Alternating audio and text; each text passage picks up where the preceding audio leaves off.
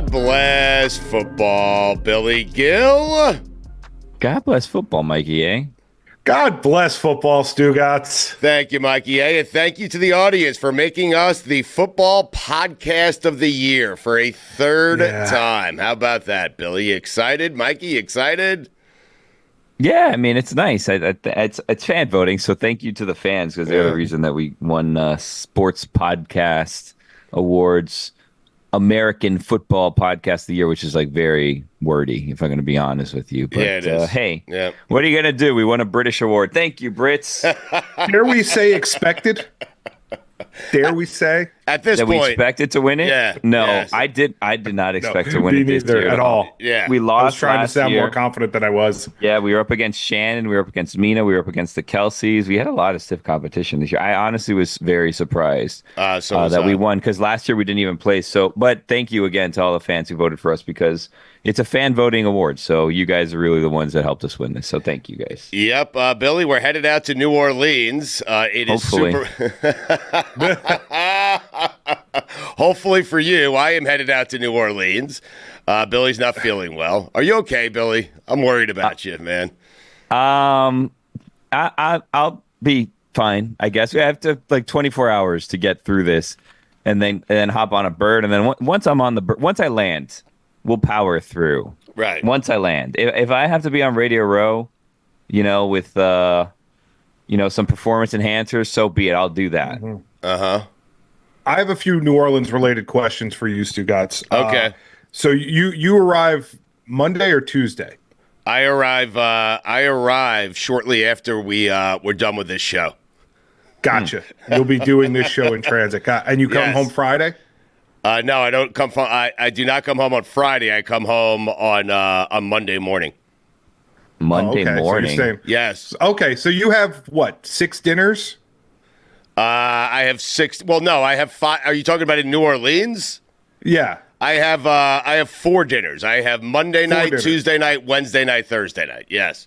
Okay. And how many people have you promised to have dinner with in those 4 dinners? So I have 4 nights, and I have promised 16 people we're having dinner. Yes. That's kind of what I was getting at. So I'm just wondering, how many of those are getting canceled, and how many are you just going to try and power through and have a second dinner? That's a very good question.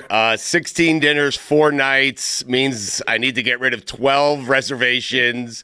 God, I don't know. Like Felica, that 5:15 Felica dinner that he invited me and Billy to, that's probably getting canceled. But that's at 5 a.m. That's at 5:15. Right? I know, but I'll just be finishing lunch. I know. You could almost count that as lunch. 5:15 is that's late lunch. Yeah, you're invited, by the way, Billy. I mean, oh, that's great. Yeah, it's me, you, Felica, and Jeff Schwartz. I mean, oh, okay. Yeah. What a foursome. Yeah, 5:15. Watch out, New Orleans. Rolls right into LeBatard's event. I mean, Stugotz, let me ask you something. You're coming back on Monday, the day after the Super Bowl? I have a 5 a.m. flight. So Rachel has a lacrosse game on Friday, and then she has a game on Sunday, and then I have a 5 a.m. flight back to Miami on Monday morning. Yeah. Who scheduled the game on Sunday? What is this? I don't know, Billy. I mean, what do you want Super Bowl Sunday? I mean, a little respect by the planning committee here. What is it? What time is that game at? Super Bowl doesn't start till 6:18ish, right? That game's at 1 o'clock Central Time, I believe, in Chicago. Yeah. So, I didn't want to watch the Super Bowl on a bird. You know what I'm saying? I wonder if that would be a bad experience. I'll tell you this much. I will admit this.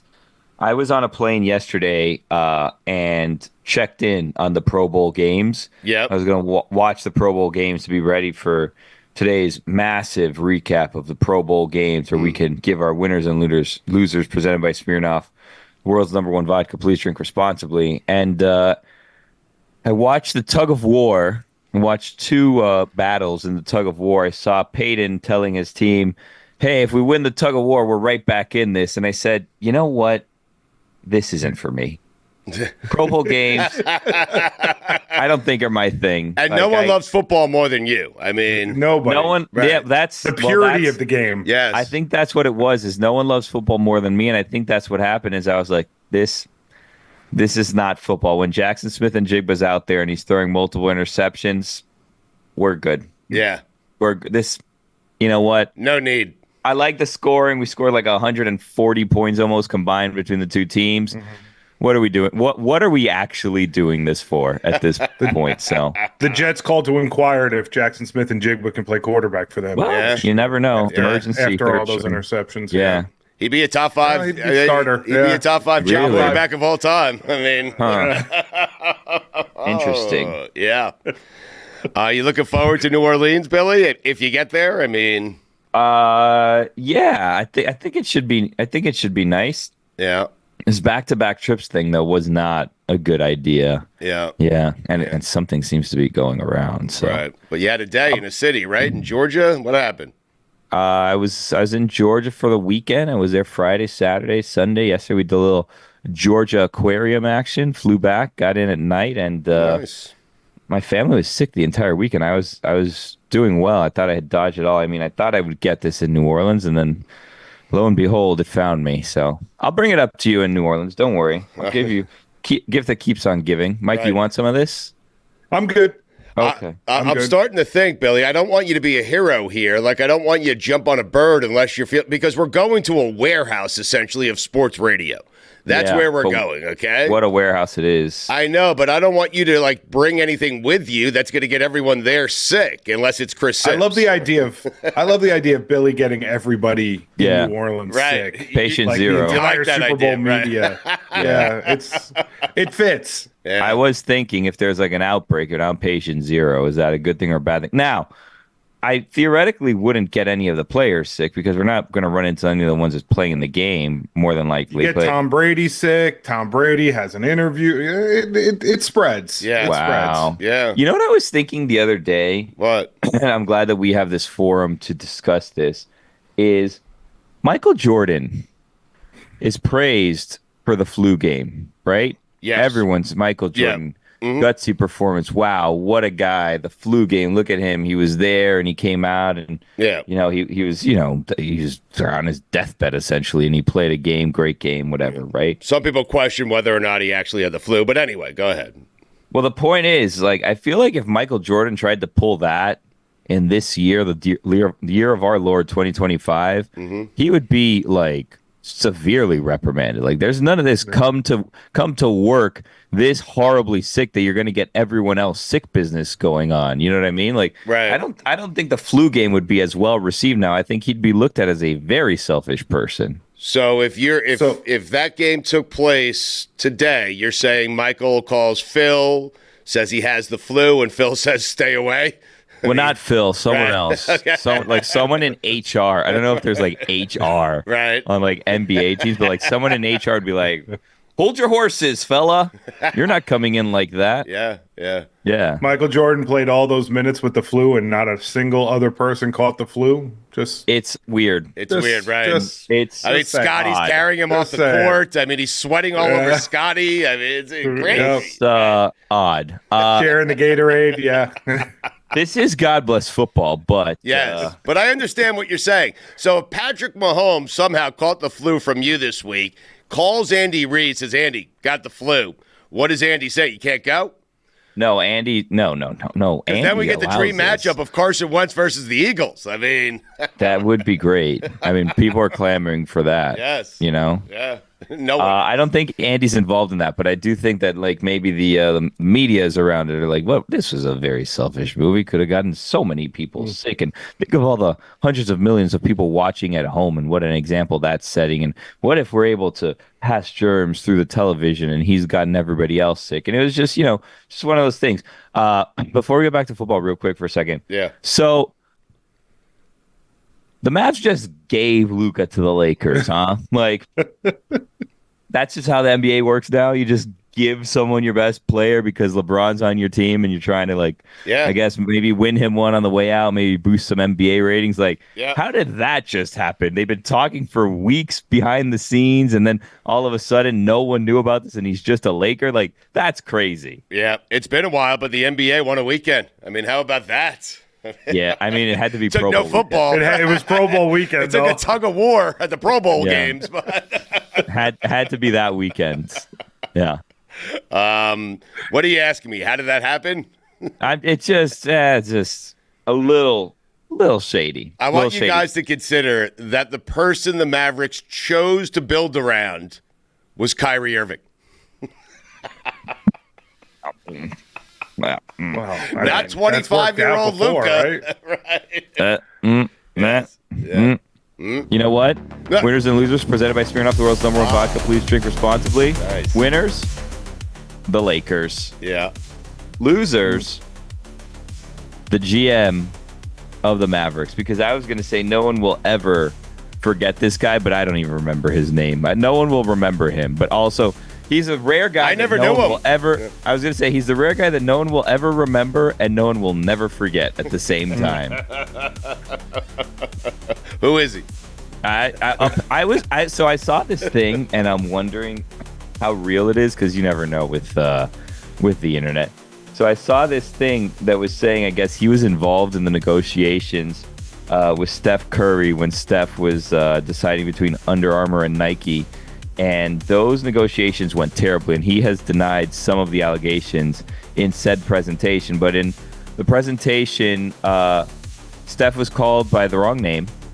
He had a slide that had Kevin Durant's name on it, and when they did call him his name, they pronounced it wrong.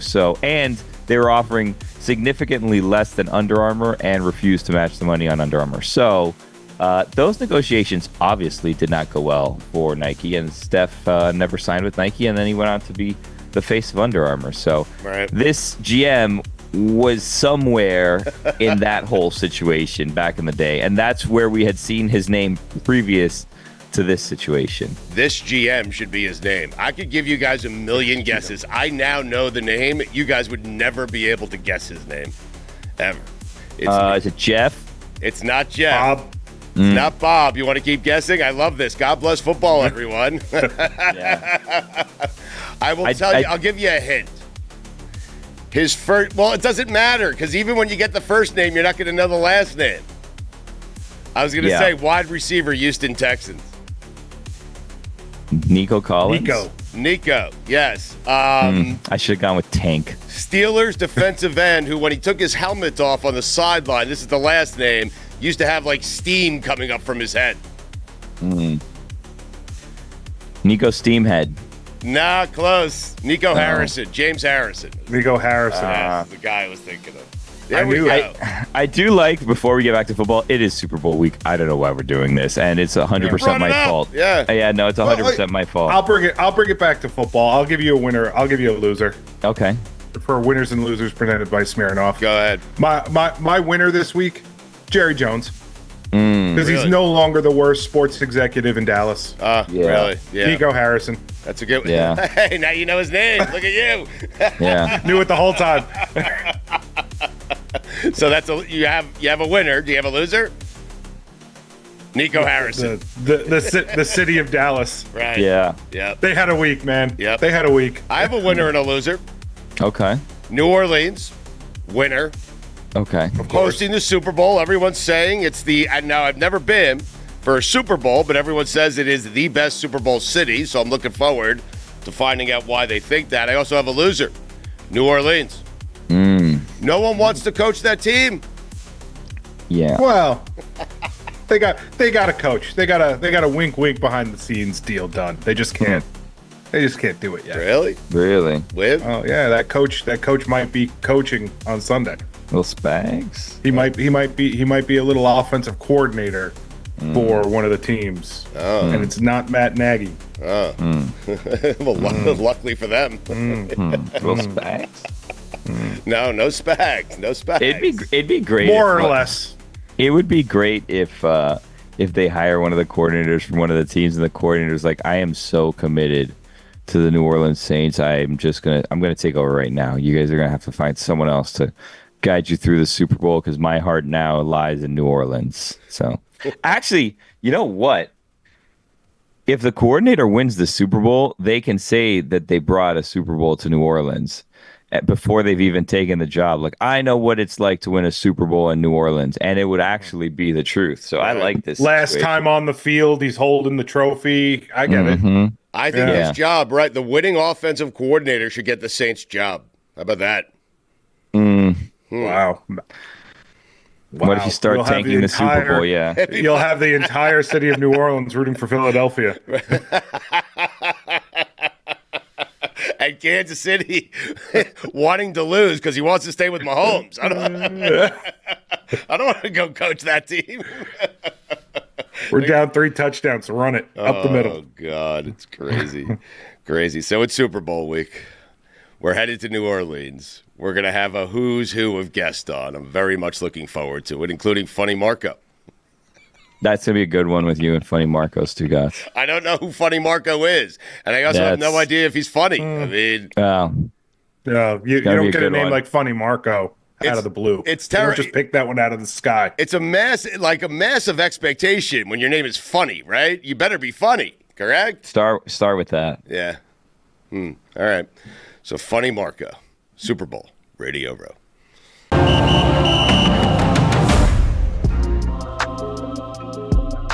So it's Super Bowl week. We're headed towards New Orleans, kind of getting there. Staggered arrivals, slowly trickling in. Stugotz leaves after the show today. We'll get in there. He'll be there early tomorrow. I leave early tomorrow. You guys don't care about our trials, because I don't know why I'm doing this. Right. But as one does, week of the Super Bowl, where we have a rematch to one of the better Super Bowls as of late.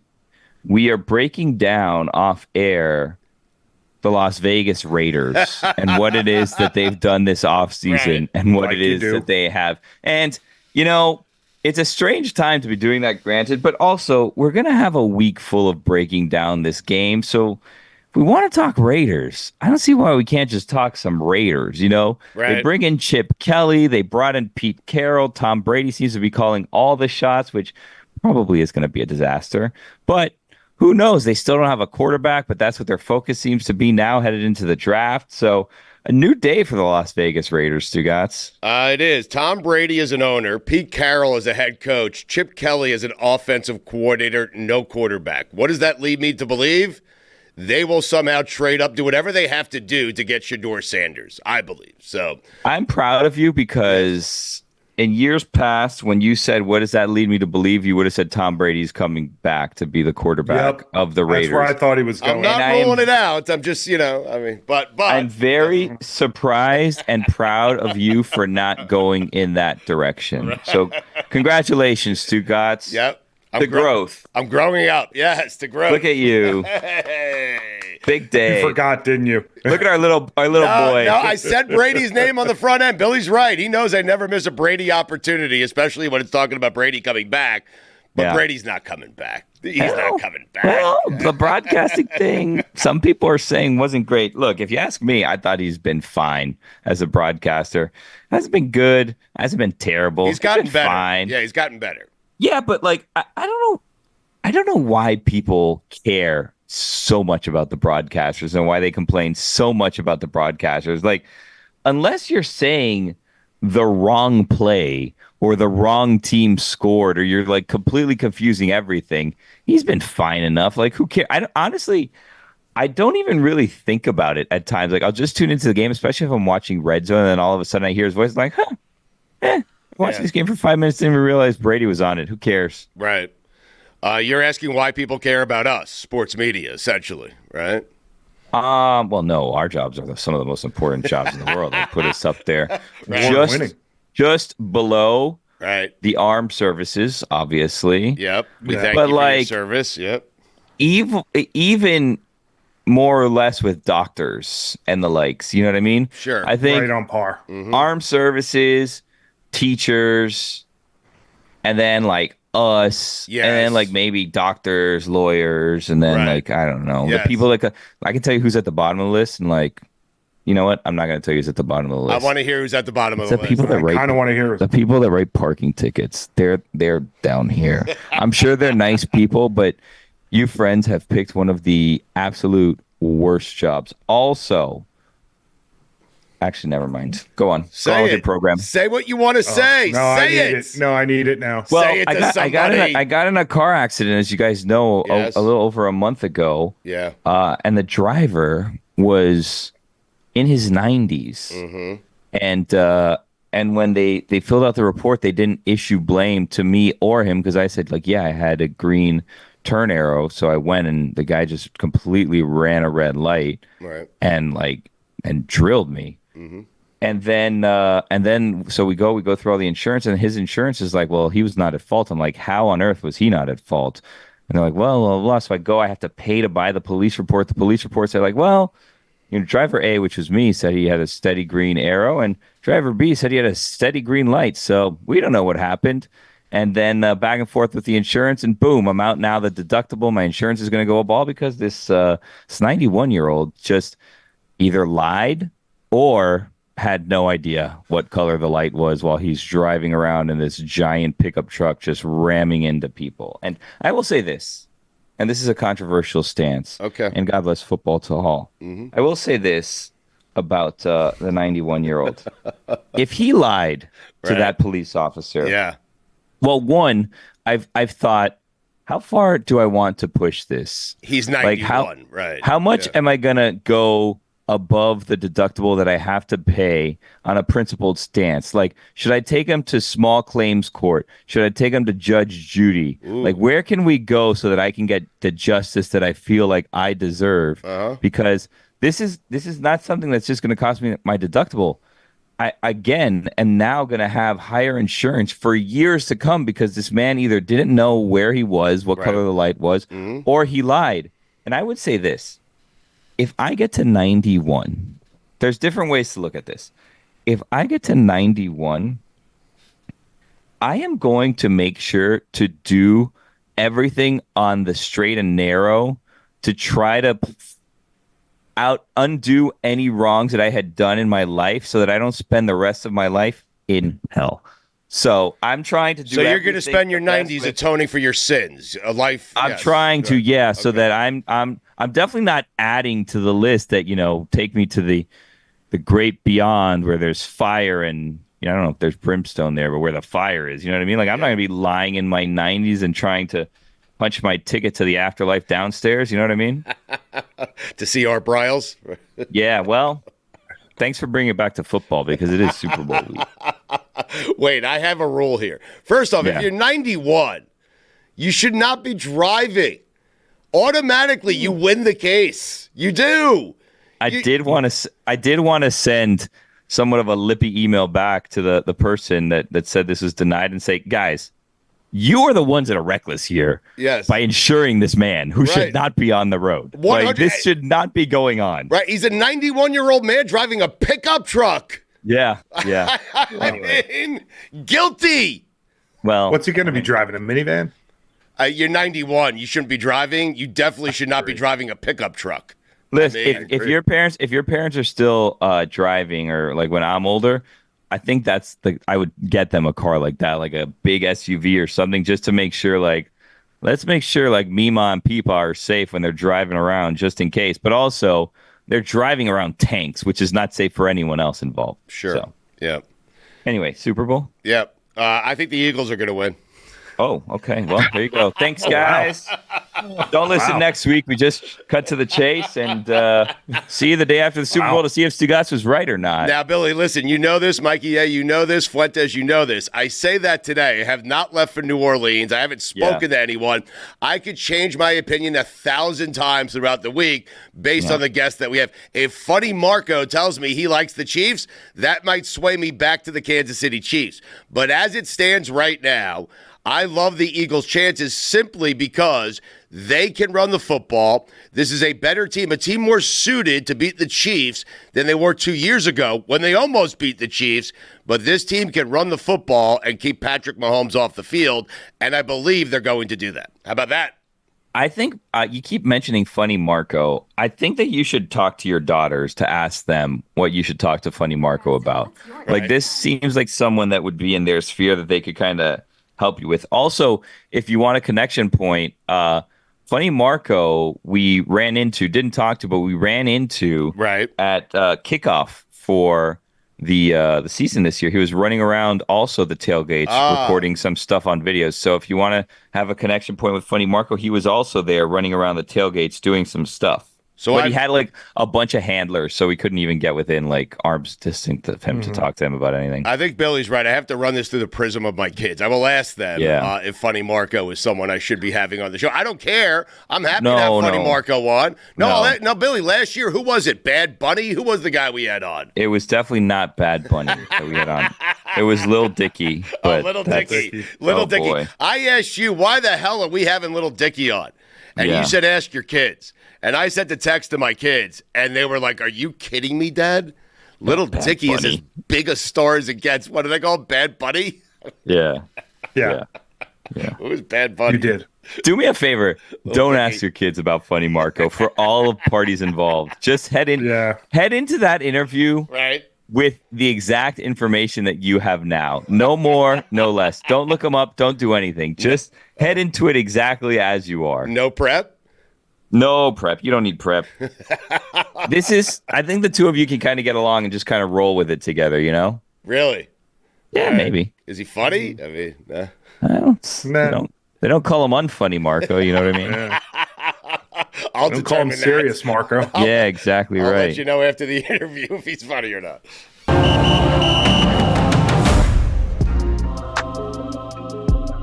Why has kicking become so difficult in the NFL, Adam?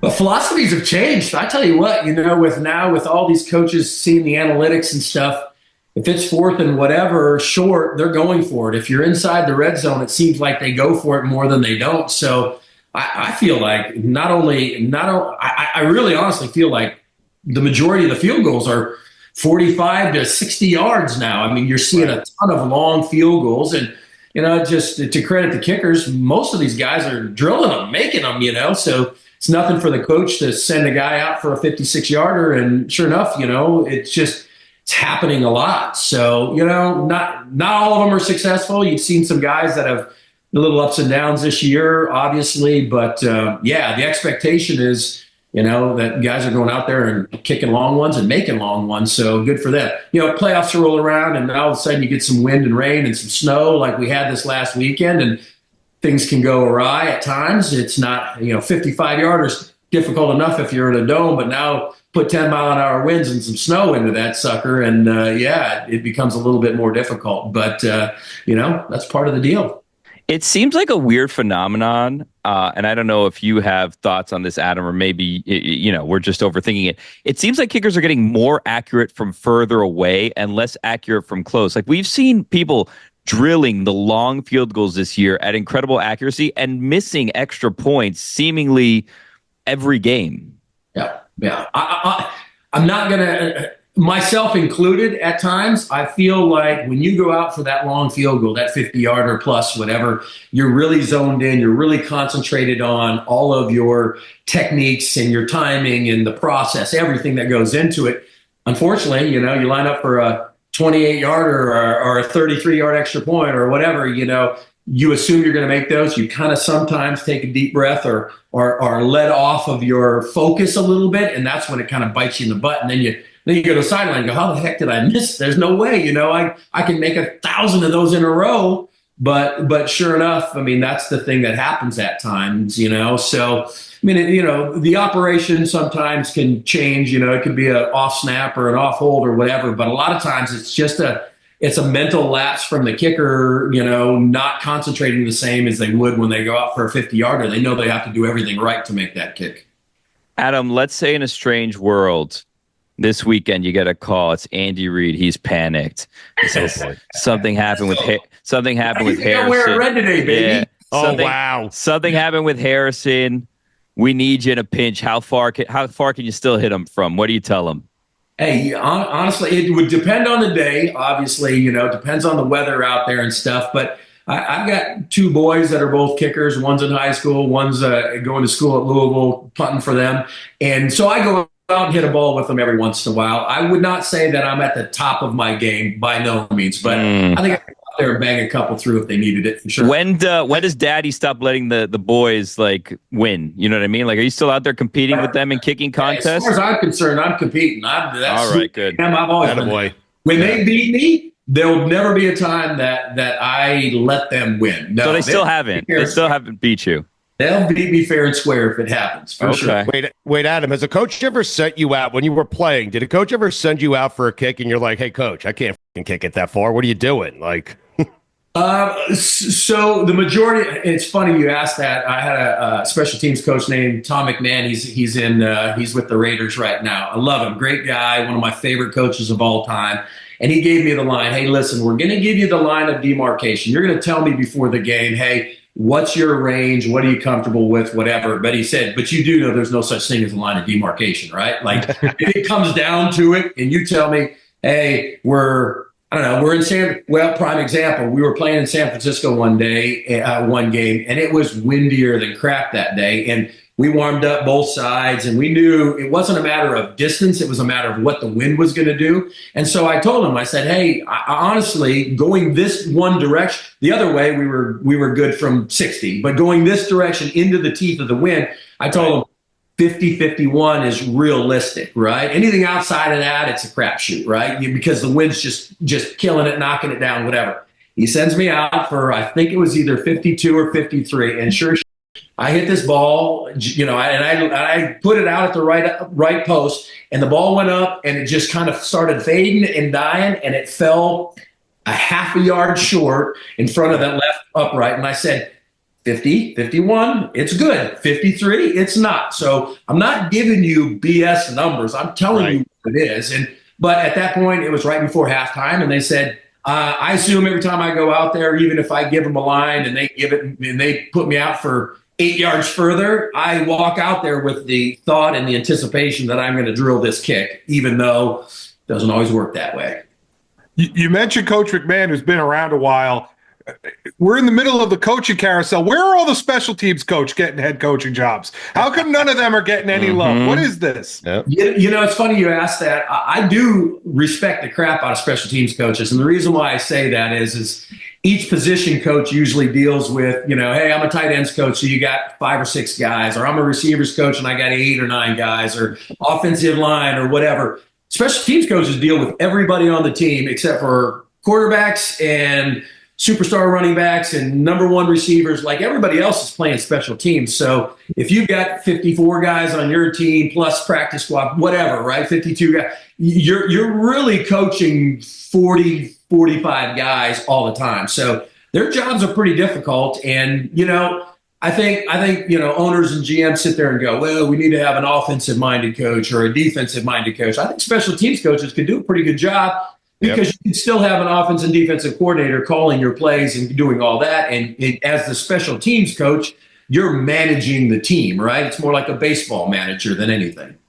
Well, perhaps there is a job in Adam Vinatieri's future. Has Belichick reached out to you to be the special teams coach at North Carolina? As fun as that would be, I don't think the major thing that would stop me from coaching at a big Power 5 school in college would be the recruiting offseason. That's just too much. I mean, I understand what big time football is all about. I went through it for 20 some years, right? So I understand the time commitment during the season. It's the off season that I would be like, man, I am not traveling all over this country every day for 3, 4, 5 months straight. So he has not reached out. If he wants to come and consult and work with his kickers or do some of that stuff, right? We'll talk. The least he could do for you. I mean, you kicked a lot of big field goals for him. I mean. Yeah. Maybe I've got a little bit of knowledge that would help them guys out a little bit. How about Sorry, Billy. What surprised you more? Was it Belichick going to North Carolina, or what appeared to be the lack of interest in Belichick at the NFL level? That's a good question because both surprised the crap out of me. I really thought that Bill would stick around for an NFL job. I mean, he's so close to the all-time winningest coach. I feel like he would want to get that record and beat Shula out for that record. But I think he also wants the exact perfect situation, right? Hey, I want control. I want to be able to be the head coach and the GM. You sit back and let me do my job and I'll win a bunch of games for you. And I don't know if he had the exact situation this last year. So I want to say there's probably some interest in him last year, but maybe, just maybe, he didn't like any of the situation. And I know Coach Saban's a very good friend to him. They've both coached together a long time. And maybe Coach Saban said, hey, coaching at that college level is pretty fun. So Right. I don't know, but it did surprise me that he went there because I felt like he was going to just kind of tread water this year and then get a head coach job in the NFL. But good for him. I'm sure he'll make North Carolina, and who's an ACC team too. So my son's got to play against those guys probably, and it's going to be. We'll see. He might make that team be a playoff team before you know it, for sure. I would think his recruiting ability and the people that want to play and people like myself who have been in the league would probably tell their kids, hey man, I want you to go there and learn from him, because he's not only going to make you a better football player, he's going to make you a better man. He's going to teach you, all of everything that goes into it. I think he's going to turn that organization. And Which Super Bowl meant the most to you? Was it the one you won without the Patriots with the Colts, or the 4 you won with the Patriots? First time is always the best time. Nothing against number 2, 3, 4. Like those are all awesome. Trust me when I say that. They're all wonderful. But the first time that you get to the top of the mountain, there's nothing quite like that. And the fact that we were such huge underdogs that year, going against the Rams, the greatest show on turf, and having to beat the Raiders at home in that Snow Bowl, and beating Pittsburgh on the road, being, 9 or 10 point underdogs. So we had an uphill battle that whole year. So that was pretty awesome. But I do say, probably number 2 would be when we won one with Indy, because going through it 3 times before, it never ever gets old. But being on a new team and being one of the few guys that have ever had a championship, and watching 50 other guys that became your teammates, and watching them win it for the first time, and watching the tears and the emotion and all that stuff was pretty awesome too. So, I would definitely say number 1's by far the most, though, because it's the first time you've gone through it. Which one did you care about the least? None. The one that I care about the least, the 2 that we were part of that we lost, I would like to forget that stuff. Everybody sits there and goes, man, if we don't win, I don't even want to be in the playoffs. And after that, I understand the theory. I mean, it's still a lot of hard work to get to it, but everybody forgets number 2. It's kind of like kissing your sister kind of thing. It's not nearly as much fun, that's for sure. All right. Does icing the kicker work? I've always wanted an answer from a kicker. Does icing the kicker work?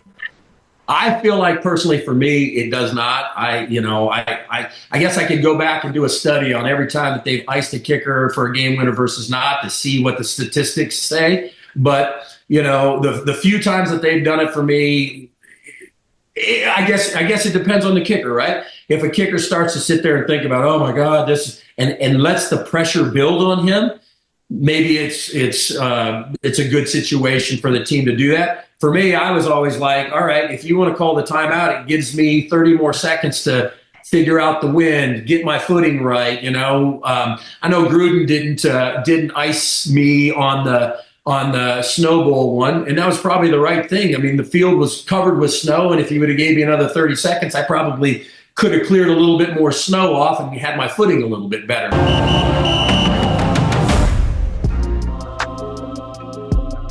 Stugotz, Mikey. Mm-hmm. Yep. God Bless Football is presented by Smirnoff. We do game days. Please drink responsibly. The Smirnoff Company, New York, New York. Sad times, Stugotz. The season is coming to an end, as we've discussed. It is going to be an exciting week, hopefully, and hopefully an exciting Super Bowl. But I can't help, and I know that you're probably the same as I am, I can't help but start to think towards next season already. Even though this season's not officially done, there's only one game left. So I feel like the scrambling is going to start soon to start previewing next season. We had the Senior Bowl. We have the Combine coming up. We have the draft. It's right around the corner. I don't know if you're doing big boards this year for the draft, but right. Are we headed to Green Bay for the draft? I mean, it's in Green Bay this year. Yeah, Green Bay-ish. Yeah. I think that I heard, and this is just speculation, so it will not be Green Bay, but I think we may be going to Nashville since they have the number 1 pick in the draft. Really? to do a draft show. I don't think that's finalized. I think still in the works, location TBD, but I think the last we heard that was the location, which will be very, very exciting for the first pick. And then after that, we'll kind of be like, so we're in Nashville and the Packers have selected. And then it's like, okay, no one cares. They already got their number one pick. Yep. By the way, speaking of Tennessee, they got a new GM, and I can't pronounce his name, so I'm not going to try. But he did one of the smartest things I've ever seen a GM do. He came out and he said that they're not dead set on taking a quarterback, but when they see a generational talent, they're going to take it. Now, the best part is he doesn't say who it is. So whenever they take that player, they get to say, that's the generational talent we always thought it was. Right. Interesting. But if it's not, then they were on the record saying this is a generational talent. Doesn't matter. It's a Doesn't big matter. risk. You're gonna get fired if you blow the number one pick anyway. Yeah. Probably. Yeah. Yes. Yeah. I mean, Billy, Yeah. do you think we should be in Nashville? What if Nashville trades the pick? I mean, That would be really funny. Honestly, that would be hilarious. It's freaking Nashville. They trade the pick. and Like, we're sitting there in Nashville. I mean, Here we are at this honky tonk, and didn't go as planned. Stu, would you rather be in Green Bay? Come on, man. Yeah, come on, Come on, man. zip Come it on, up. like, don't What are you look a doing? gift horse in the mouth. Yeah, exactly right. I mean, Green Bay, it seems like a fun place for the draft. No, I'm just saying. well, no? Cold. yeah. Yeah. Especially because we'd be in Milwaukee. Yeah. Especially since I'd be an hour outside of Green Bay. Listen, Stugotz, you want to go to Green Bay so bad? Let's use some PTO on that, friend. You know what I mean? Let's not take an entire crew of people to Green Bay in the middle of April. I think I think two of us should go to Nashville and two of us should go to Las Vegas in the event that they trade the pick because they want Shedeur Sanders. Seriously.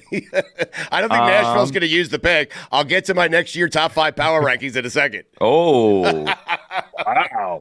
okay. So I mean, you're ahead of the game. I was going to say we should start looking forward, but you've already created your power ranking, so you're ahead of us trying to get ahead of it. I'm ahead of everyone. Yes. I Okay. already said the thing that everyone's going to say later in the week. Eagles going to win the game. Keep Patrick Mahomes off the field. You got to set trends. That's what you have to do at Radio Row at Super Bowl week, Billy.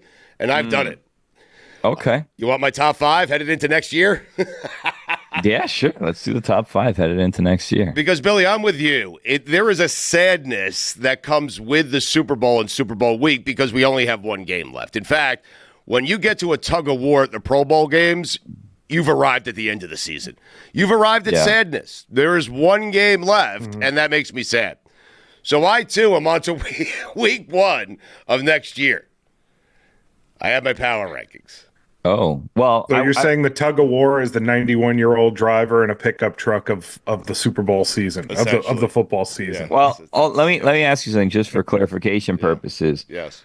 These power rankings are headed into the season, correct? Because we don't know we don't know the schedules yet. We know who the teams will play, but we don't know where and when. Yeah.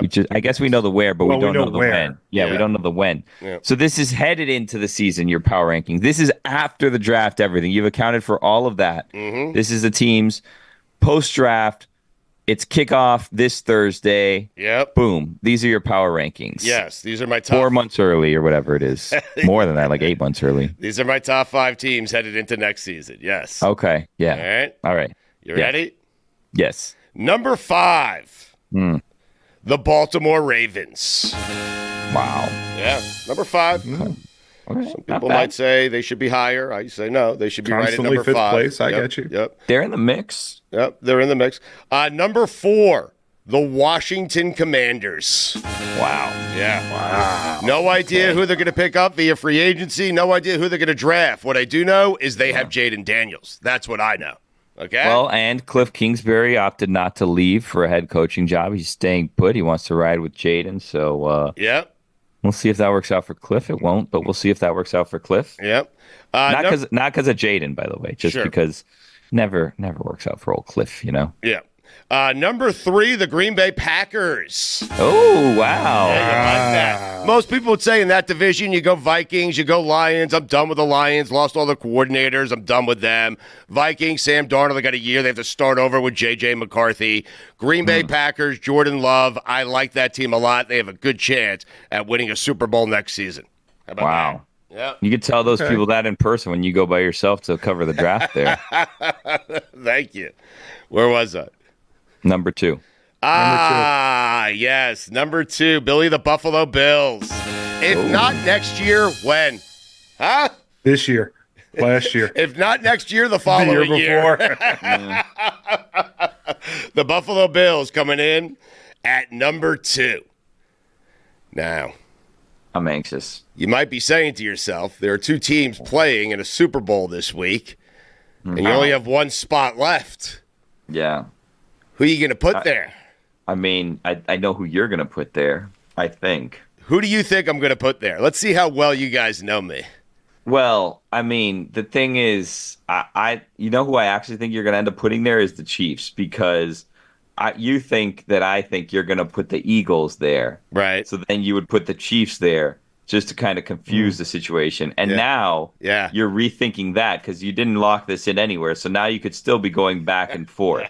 There's no I'm going to make it even harder on them. Yeah. Okay. I'll take the other team. So one of us is going to be right. You seem to be erasing there, too. I saw you scratch something out or do something. I was just we know adding. It's not, We know it's adding. There's only one team. We know it's not the Lions. We know it's not the Vikings. You already told us that. We know it's not going to be like the 49ers or anyone like that. No. So it's going to be either the Eagles or the Chiefs. Right.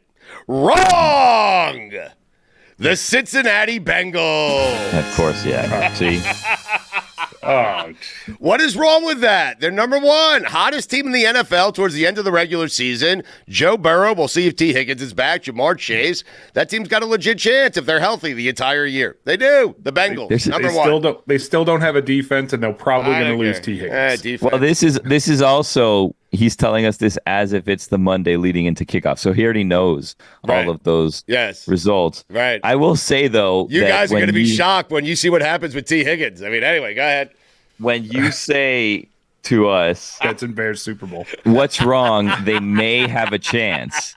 They may have a chance is very different than number 1 on the power rankings. They may have a chance is like a 5 maybe on your list, not 1. I don't know. The Eagles lose this game, they're going to fall apart. The Chiefs win this game, they're not going to do a 4-peat. Come on. Who does that? No one does that. You should copyright 4-peat right now. Who does a 3-peat? Ooh, Billy, we're onto something. Is that domain available? 4peat.com? I mean, that guy probably has it. The one that lives in Buffalo. Yeah. Just call like 2222222. You'll get in hold with him. So he has all the phone numbers. Yeah.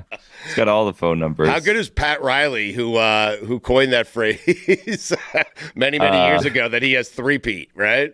He feels it's a good week for Riley. Yes. Some would he copyrighted it. I mean, the NFC had a 3peat yesterday in the Pro Bowl games. However, I don't think anyone is making NFC 3-peat shirts, so I don't think the Pat's going to make money off of the NFC's Pro Bowl game 3-peat. Right. But some are saying maybe Pat's greatest move ever. Some are saying, not me. I wouldn't dare. Right. I mean, basketball legend. Look at all the teams he's put together. Championship coach. Some are saying best thing he ever did was copyright 3-peat. Some said that. Not me. Right. Got it. So not getting LeBron James or... Some are saying. I mean, others would say maybe if we weren't, counting all of our future earnings from 3P, maybe we could have inquired about Luka down here, get rid of Jimmy Butler, the 2 birds with 1 stone situation. Get rid of one disgruntled superstar, bring in another superstar who you could sign up to a long extension, maybe fix the trajectory of your organization. But not me. I wouldn't say that. I didn't say. I love that people are making such a big deal about this NBA trade. I mean, they traded a guy in street clothes for a guy in street clothes. I mean, these guys never play. Neither of them. Yeah. Well, they don't ever play. They're going to start playing now, friends. What do you mean? All of a sudden, all the ailments are going to be fixed up real quick. Billy, if the Mavericks and this guy, Nico Harrison, if he asked for Bronny back, do you think LeBron does the trade? Wow. Wow. We just missed an opportunity. No, Nico missed an opportunity. I know. Wow. He says no, right? Probably, which is crazy. You take my son away from me? Yeah. You can keep Anthony Davis. We want Bronny. And put him with Kyrie? Oh. God bless football.